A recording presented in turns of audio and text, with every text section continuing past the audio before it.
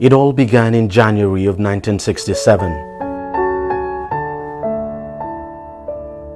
Driven by their fundamental and passionate objective to spread Western education across a continent that was just beginning to come of age, missionary sisters of Our Lady of Apostles of the Irish Province, led by Reverend Sister Congal Milligan of the blessed memory, had begun what is today the Maryland Convent Private School.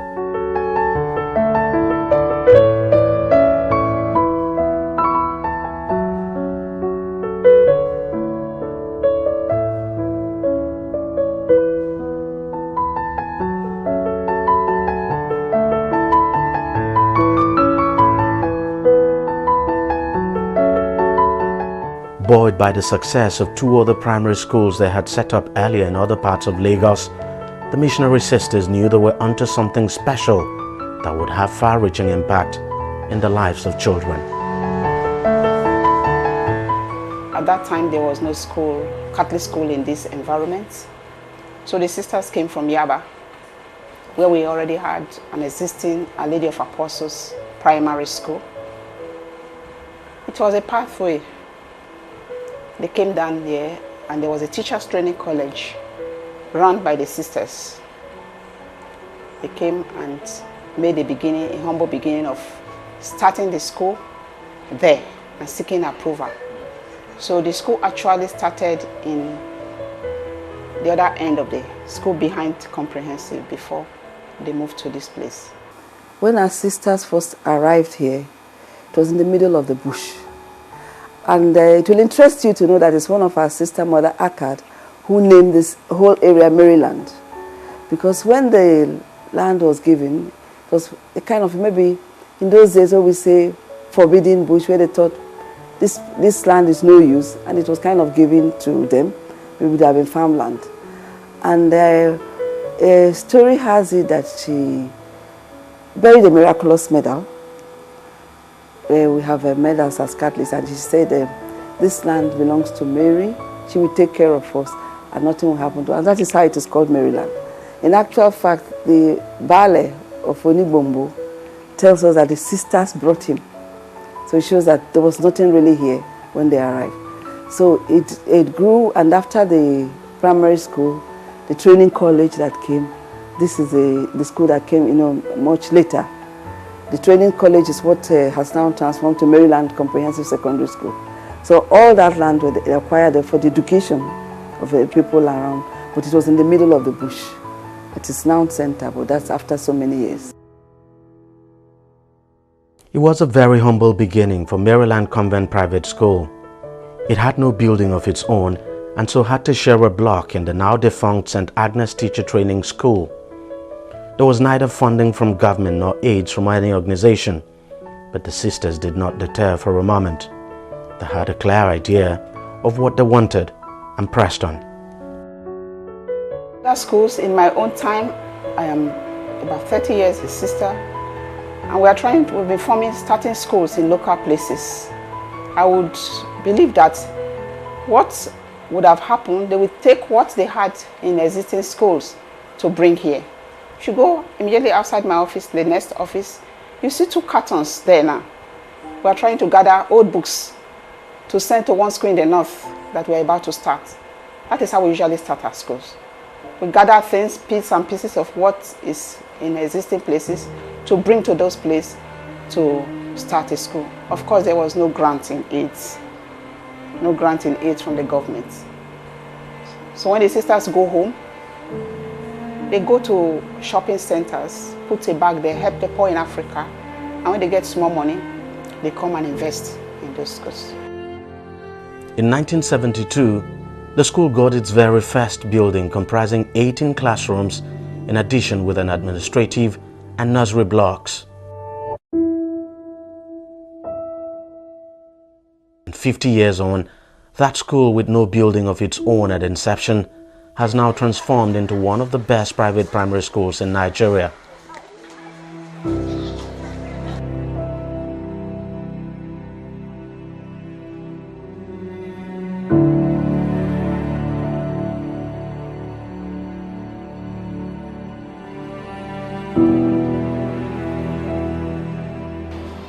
8 solid buildings now sit in a very beautiful, well-planned and well-laid-out premises.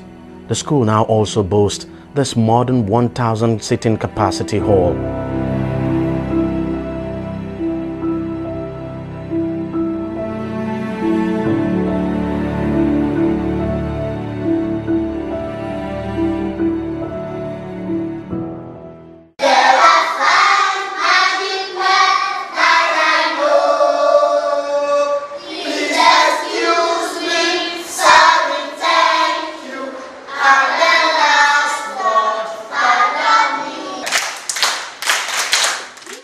And in addition to being a nursery and primary school, it's now expanded to include creche and pre-nursery classes.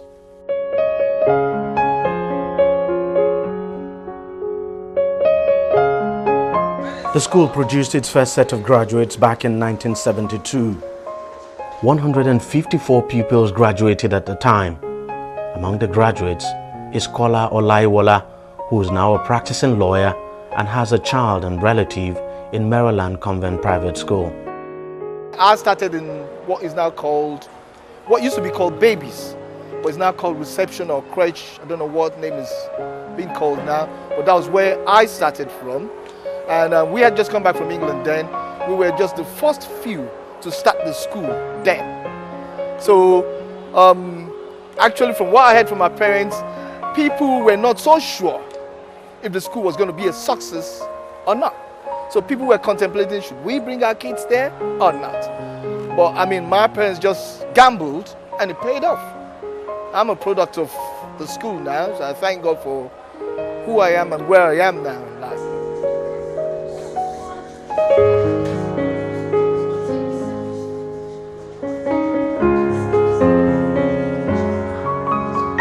With just 98 pupils at inception, Maryland Convent Private School now has a population of around 1,426 pupils across all the classes.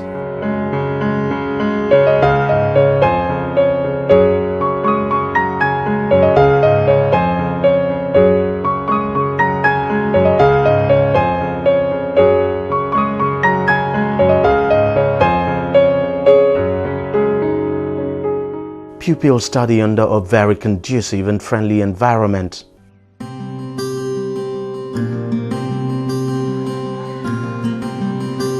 Classes are small and interactive, like this one, Primary 1 Green. Ice!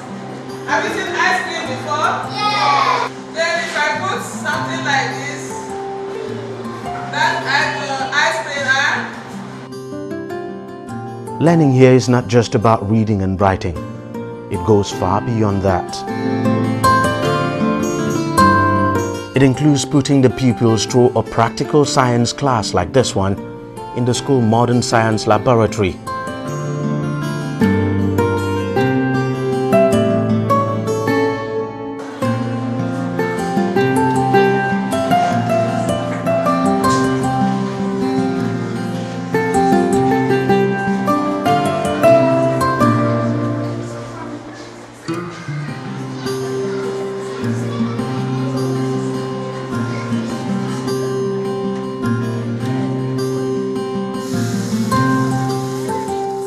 Here, pupils get a practical feel of what they are taught in the classroom.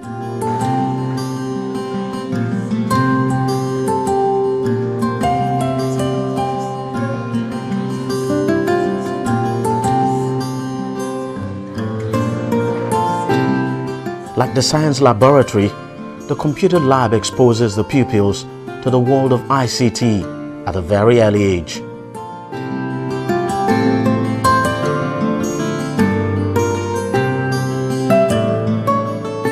Under the guidance of their teachers, pupils go through the rudimentary stage of ICT to prepare them for the world ahead.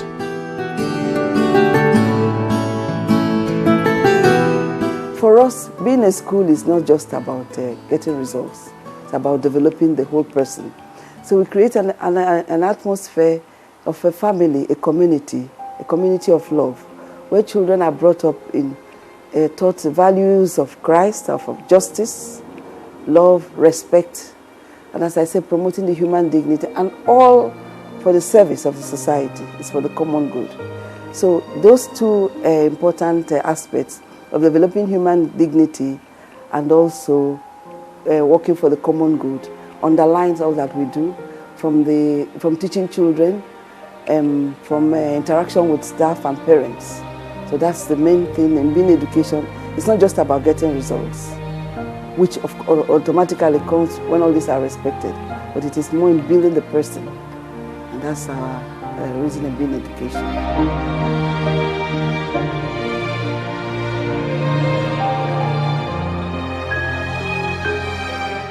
A quality time is given to each child. Any teacher who makes attempts to treat any child as a second-class child, that teacher will be shown the way out. Respect for each child. Morally, we have this culture of teaching morals to the children. Anything we teach, what will it lead us to? Then every Friday in a special way is dedicated to moral talk. We have about 10 minutes moral talk each Friday on the assembly. Each week we have a topic. Something like prayer, obedience, honesty, dedication, faithfulness. Each week we have one. Every week we have one. And when we talk about these topics, it's given by the Reverend Sisters. Dedicated by the assistant teacher, Sister Teresa, or myself if she's not in town. We want to let them apply it. What does honesty entails? What does it mean to be obedient? Any child who has known how to be obedient will definitely carry it out, and that child will have a brighter future. If a child is taught honesty, for instance, the child will know that, okay, if I found 10 naira on the ground, 1,000, they will just pick and bring to me. Sister, we found this thing. And that's why we have the box there, lost and found anthem. At the end of the time, we don't see the owner. We wash them, pack them, we send them to the north, where we have a poor school for the poor. And they stay there. Why don't other people pick them? Because they have this culture of not taking other people's thing. And if peradventure we see somebody who exhibits that trait, it's part of our rules and regulation. You are dismissed. But first and foremost, we call the parents. We dialogue with them. Where is it coming from? If we see that it's from the home, what can we do? If we see that the parents are truly repentant, we give the child a chance. But if we see that the parents are arrogant, at the end of the term, we allow the child to go.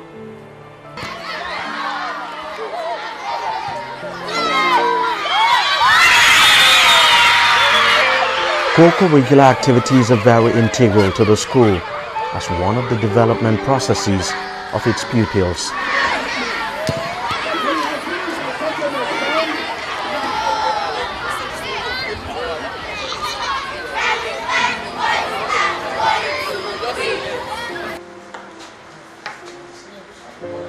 Learning and playing the game of chess is one strategy authorities of the school have devised to broaden the intellect of the pupils and instill in them the value of deep critical thinking at a young age.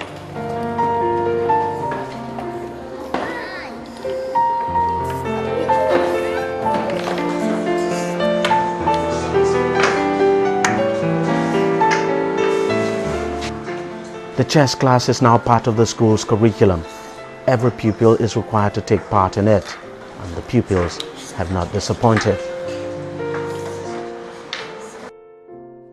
In October 2016, the school emerged first in the Pedal Chess competition for primary schools in Lagos State. Coming first,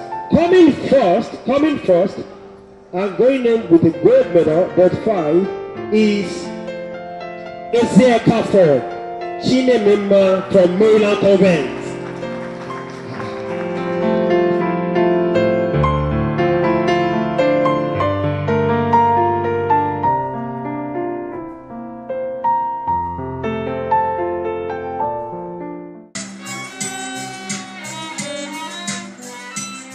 For pupils who are musically inclined, this is the class for them. Pupils take out time from their normal classes to attend sessions like this, where they can hone their talents and skills.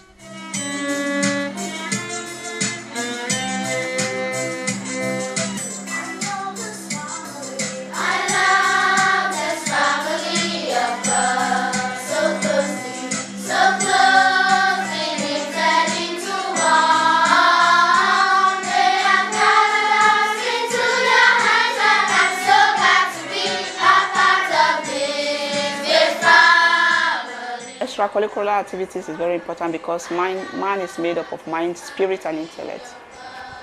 And then, if you exercise the brain so much without exercising your physical body, there will be problem. So we have biennial inter-sports competition, but every Friday we have extracurricular activities, co-curricular activities, where children are meant to belong to various clubs. We have various clubs: debating, football academy, taekwondo, and scouts, guest guides. Children, cultural troops. Children write their names where they want. We assess them and we place them. And there every Friday is compulsory from 12 to 1. That's when we have it. But every break, those who are interested in football, they go out to play football. And the nursery session, they go out every single day for play. And that is why we invested so much in the play apparatus. We spent nothing less than 4 million to equip that place. Every day, the nursery session go out for play because that's part of their way of learning. Use my rack cleaner again to drain it.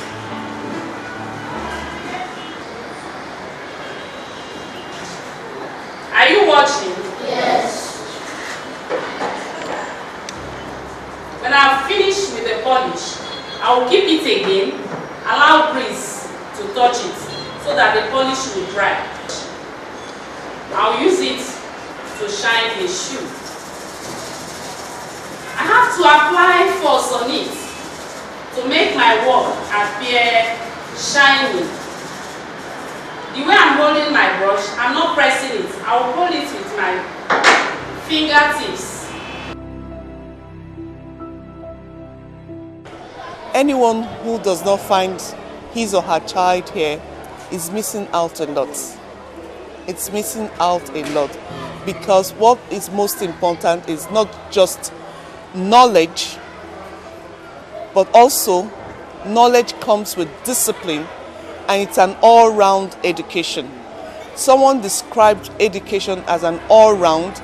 That what we have here, we have more literate people rather than educated people, and you would get educated pupils from Maryland Convent because our team is developing educated children for a just society.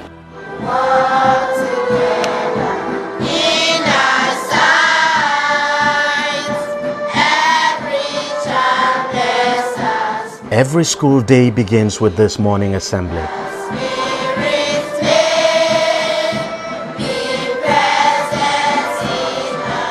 Being a Catholic school, all the prayers are said the Catholic way. Holy Mary, Mother of God, pray for us sinners, now and at the hour of our death. Amen. Hail, Holy Queen, Mother of mercy, hail our life and sweetness of our hope. But pupils here cut across all faith.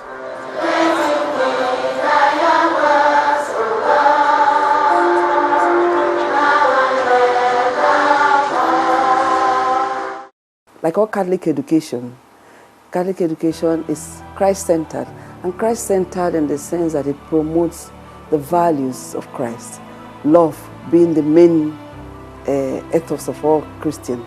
So in bringing up children, we bring them up to respect human dignity and think of the common good. And in human dignity, it takes care of all the aspects of the person. Catholic education, of which ours is one, is in an inclusive environment where we accept people of all faiths, but to let them develop their full potentials.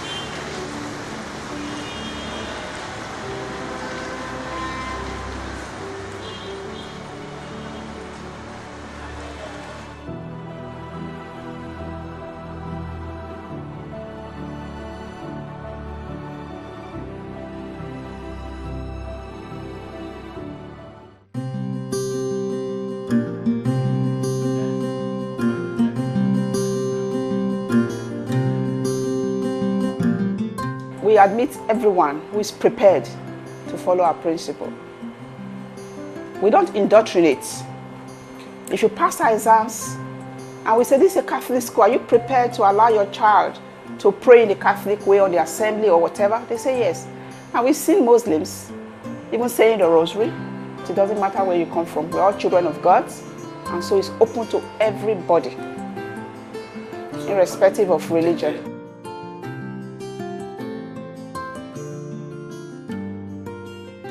And it is mainly because of that policy, in addition to its strict culture of discipline, that the school has continued to set standards in terms of both academic and moral excellence.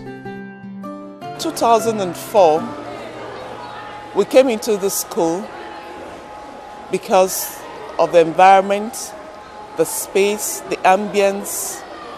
It was an attraction for myself and my husband. And because it was a Catholic school, it was an additional attraction. And ever since we've been here, we haven't regretted bringing our children. This is my 13th year as a parent of the school. And 4 of my children have left the school. 2 are still in school, primaries 4 and 2. And I must tell you, the highest form of discipline, there are no compromises, no favoritism. It is based on merit. So whatever your child has, the score the child has, it's what the child deserves. And it has always been a watchword. Discipline and faith and knowledge has always been the watchword of this school and the administrators. 60 seconds. 4 minutes. 60 minutes. 1 hour. At the very heart of the success of Maryland Convent Private School are the staff, both teaching and non-teaching. 27. Don't want the same person, yes? Answer, is it correct? Yes. Their dedication, hard work, loyalty and passion is what has sustained the school's high standards over the past 50 years, and is what will keep it going forward. Good evening. What are we doing, please? Good evening. Again? Good evening. Once you are here, your spiritual life is changed. The children you teach motivates you to learn more. You are never stagnant when you are here.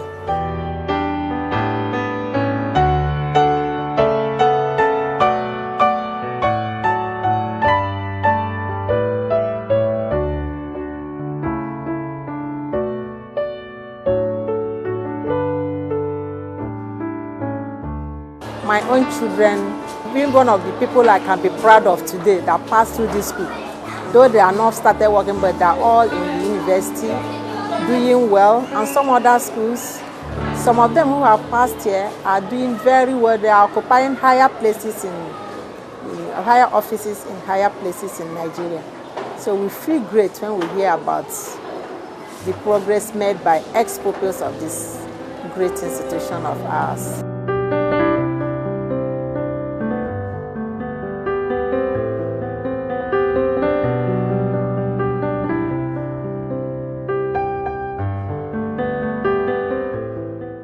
Very interesting working with children, especially in the nursery section. It's been very, very interesting. It's like, becoming a child all over again, and, it's fun. I don't know, maybe the child part of me is very big, so I really have fun teaching the young ones. My children happen to pass through this same Catholic institution. And, they are standing out wherever they are. I don't have to worry what they will be doing because of the kind of moral they have been taught from the foundation. I really appreciate it. Maria Sam and Queen Ororevare have both spent over 30 years in the service of Maryland Convent Private School. They have seen pupils come and go, and they have in no small way contributed in molding and shaping the lives of the many pupils that have passed through them. I love my work. The work giving me enough blessing. I marry my husband and I born my children. They're schooling here and they're out. And they went to the University of Calabar and they finished. Then from there, I know that I benefit to my work.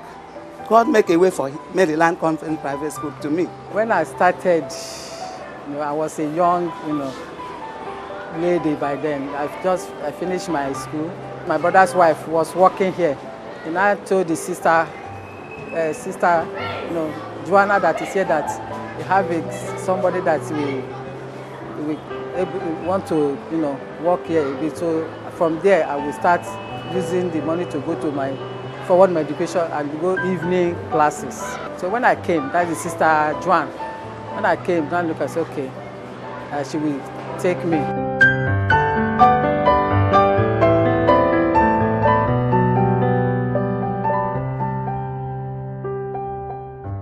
Reverend Sister Gladys Osagye was appointed head teacher of the school in January of 2009 in continuation of the legacies and traditions of the missionary sisters of Our Lady of Apostles, OLA.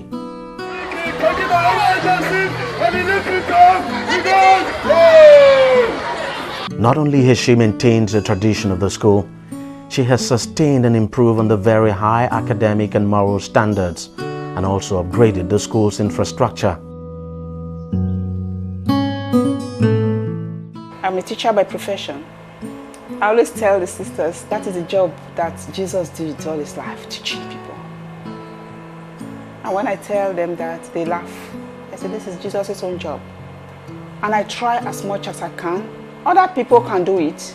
They are more intelligent, perhaps. But I want to do it in a way that will be pleasing to God. So, sometimes, if there's no teacher in the class, I run to class to teach. If it's my subject area, social studies or religious knowledge, I can run to class to teach and come back.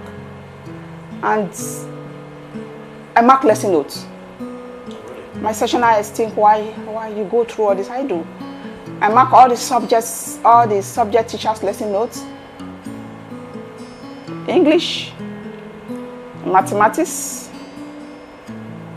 social studies, civics, religious, arts and crafts, music, and mark lesson notes. Home economics, any subject that is taken by a subject teacher, I mark. While the sessional heads, they mark the one that belongs to them. A school will only grow if you have close supervision. Supervision of what? Human resources and physical resources. And these are what I try to do. People don't be asked. Now what Baba do the jazz. Jerry Baba do well for me. Now my life is done better. Not because I suffer fast. Not because I pray and fast. No be your show, no be jazz. Up what hey, bossing at you. I'm no quite bossing at you. One lemon bossing at you. Up what My greatest satisfaction is that at the end of each day I say, what have I done correctly today and what haven't I done? And what I did not do correct, I try to make amends the next day. Maybe I've been impatient today. I wouldn't have done that. But what gives me satisfaction is that seeing these children grow and they are learning and they come back tomorrow, I don't even know them, and say, I'm so sad and I'm happy.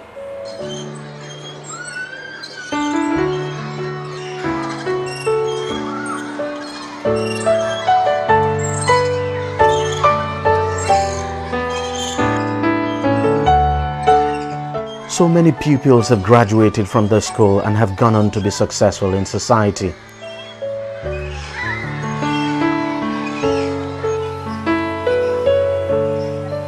The school has a rich list of alumni, like journalist turned politician and current senior special assistant to the President on Foreign and Diaspora Affairs, Abike Dabiri Erewa, actor and communication specialist, Bimbo Akintola, serial business entrepreneur, Kola Adewale, Associate Professor of Anatomy, Ademola Oremosu, and several others who have distinguished themselves in their chosen endeavor.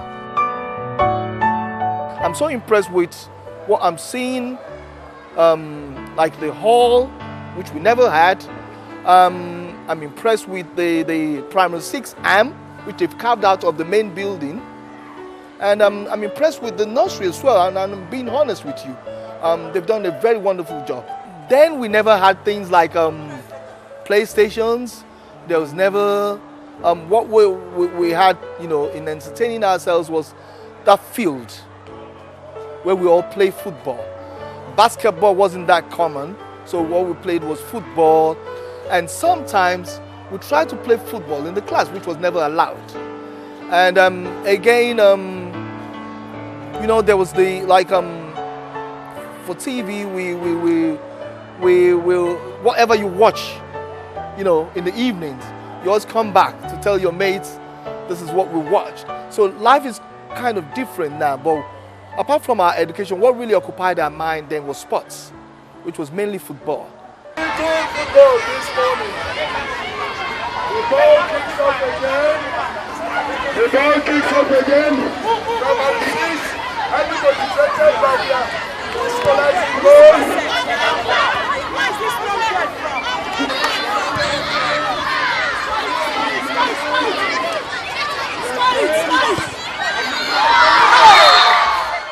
The most important, you know, stepping stone for any child, education-wise, is the primary school, because that's where you form. That's a formative age. You know, you're learning everything and you're putting it up there, and that's your base. It's the background for later education. And one thing about Maryland was they were particular about speech. Oh, I fell in love with a speech teacher. I can't remember which it is. But for me, that's where my love for speech started. And I remember she used to teach us something about the camel's hump is an ugly lump. I remember, for some reason, that has been a chant in my head throughout the years. There are 5 magic words. There are 5 magic words. There are 5 magic words that I know. Please excuse me, sorry, thank you, and the last one, follow me. Interestingly, I didn't even know that the school had just started not too long ago by the time I joined. And I was the first of my parents' children, and 6 of us actually went to that school. And it was really an interesting period. We were young, even though we lived very far from the school, but it taught me discipline, because if we woke up and left home before 7, we'll get to school by 8. If we waited till 7:15, we'll be late. My father was so strict that he would not allow you to, you know, be late, you know, to school. I think, if I'm being honest, being built up in life is a multifactorial thing, but the school definitely played an important role in who I am. The home is very important. We should not neglect that. I had parents who could channel the children's mind. But also, when you go to a school where they recognize you, I remember when I saw my testimonial, FG Crypto signed when I was leaving, that this boy was good in reading and music. Even though I never became a musician, but you know, the values, they were basic values. And as a pastor today as well, one thing that's important is what the scripture says: if the foundation be destroyed, what can the righteous do? We had a good foundation, you know, even in communication skills, you know, and when you miss it at that level, it's very difficult. And today, even I have colleagues that cannot communicate very well, fluently in English and even in their native, you know, language.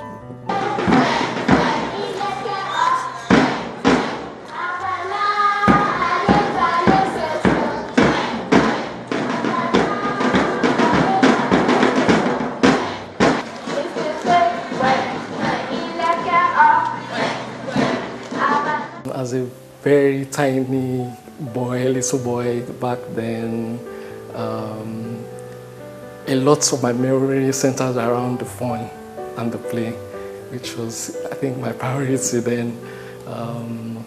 I remember the school for the milk we get for break. There's the milk and the chocolate options. I think it was fun. Like, I'm not too sure, but you know, that was very exciting for me. You know, for every single break. my friends, my teachers, the play area, the swings, they're very, very important to me.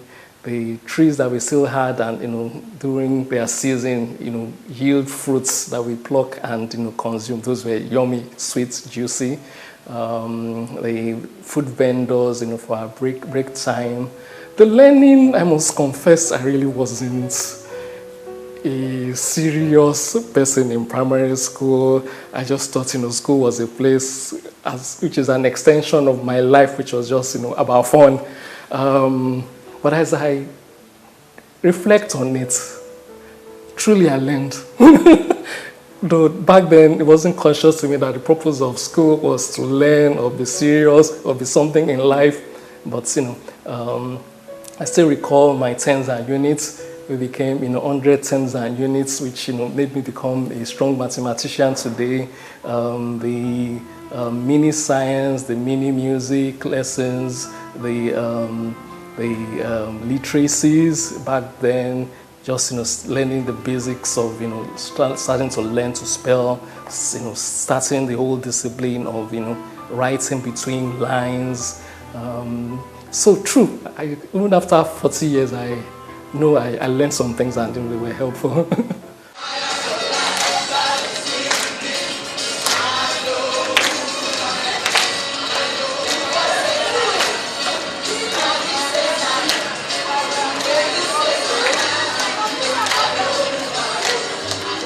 So I've sat for common entrance in primary 4 and excelled, to jump a year.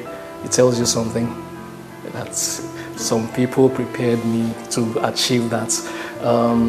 To have completed A-levels as the best students in the graduating class, it tells you something.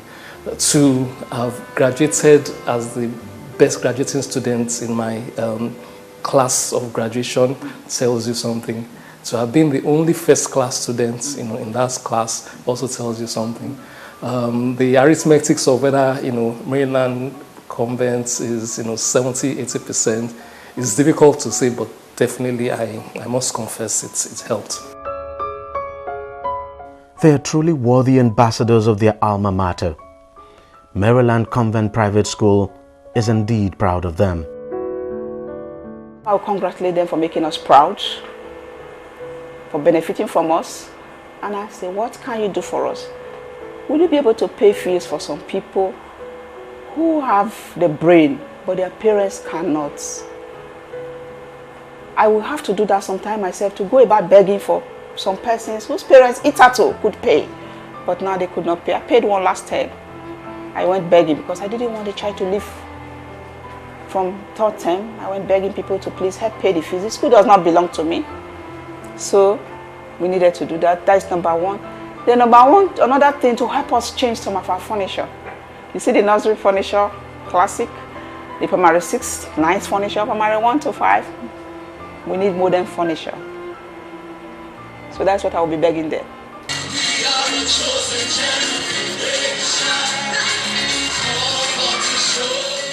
With 50 years now gone by with its cherished memories, Maryland Convent Private School is now turning a new chapter.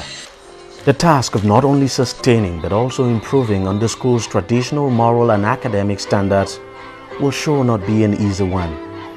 But Reverend Sister Osagi and her team say they are more than prepared, knowing full well that there is no limit to excellence.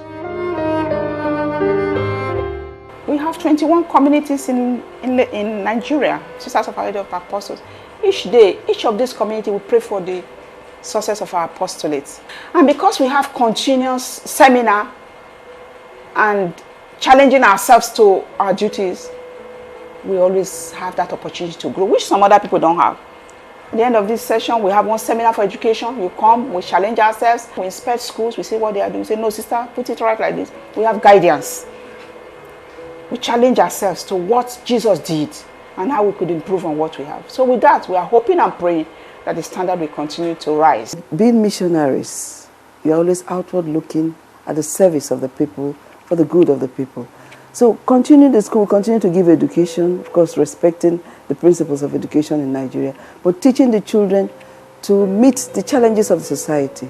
We're in a very transient society where people live on emotions and changing things, but we continue to stress the value, the eternal values of truth, service, and our education will continue in that way. And we have create a community, a loving community, where interaction with parents and staff will continue to be that one of forming a loving community, Christ-centered in the sense that love is the main principle of Christianity, and we'll continue to promote that.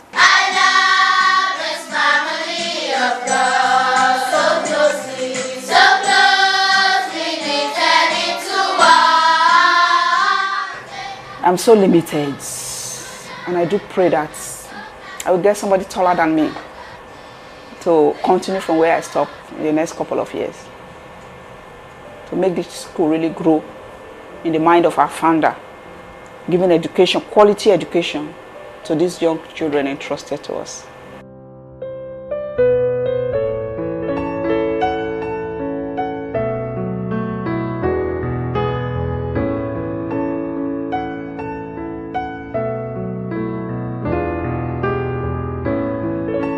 But basically, it was founded by the Sisters of Our Lady of Apostles, the Irish province then, Irish province.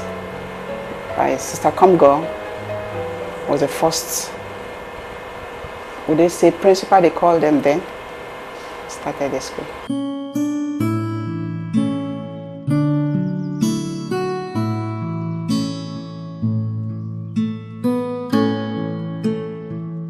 One, it's a Catholic school.